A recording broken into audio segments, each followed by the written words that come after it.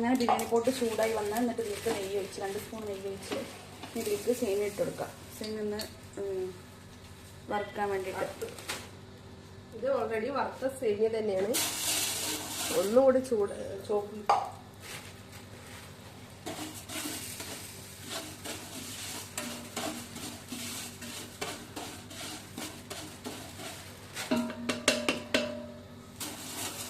എത്ര പാലാണ്? 3 പാക്കറ്റ് അല്ലേ?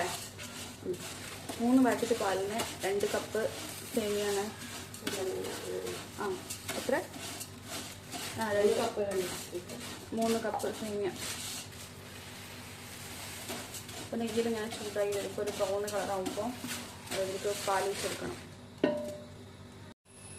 അപ്പോൾ നെയ്യ് ചൂടായിട്ട് നമ്മൾ 3 കപ്പ് സേമിയ ഇട്ട് എന്നിട്ട് ബ്രൗൺ കളറാകുമ്പോൾ 3 പാക്കറ്റ് പാൽ ഒഴിച്ചെടുക്കാം. ഞങ്ങൾ കട്ടിപ്പാലാണ് ഒഴിച്ചെടുക്കുന്നത്. കട്ടിപ്പാലാകുമ്പോൾ ഒന്നും കൂടി ടേസ്റ്റ് ഉണ്ടാവും.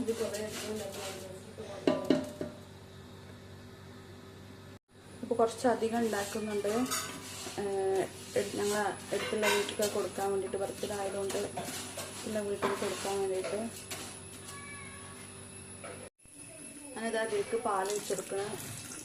കട്ടിപ്പാലാണ്, ഗുഡ് ലൈഫിൻ്റെ കട്ടിപ്പാലാണ്. അപ്പോൾ 2 പാക്കറ്റ് ഒഴിച്ചു കൊടുത്തിട്ട് ഒന്ന് നല്ല ഇതായിട്ട് അടുത്ത പാക്കറ്റ് ഒഴിച്ചു കൊടുക്കുന്നുണ്ട്.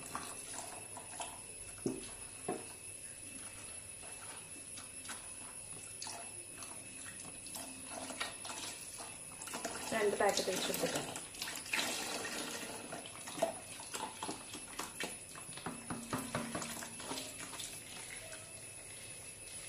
നല്ല വെക്കാം.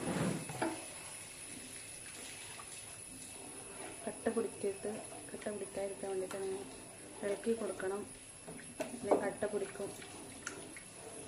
നല്ല ചൂടാവാനും പാടില്ല, ഗ്യാസ് കൂടാൻ പാടില്ല. അപ്പോൾ പാല് പിരിഞ്ഞു പോകും. ചെറിയ തീയിൽ ഇങ്ങനെ ഇളക്കി കൊടുക്കണം.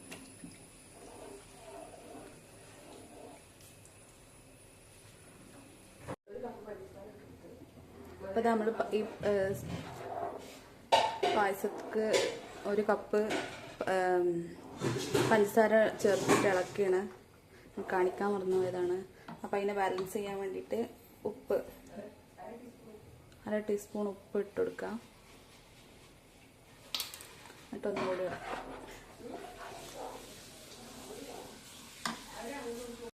അണ്ടി ആ കാരമൽക്ക് ഇട്ടെടുത്ത് അണ്ടി വറുത്തങ്ങാണ്ട് അതിലേക്ക് ഇട്ടെടുത്ത് എന്നിട്ട് അത് ക്രഷ് ചെയ്തങ്ങാണ്ട് പായസത്തേക്ക് ചേർത്ത് കൊടുക്കാം.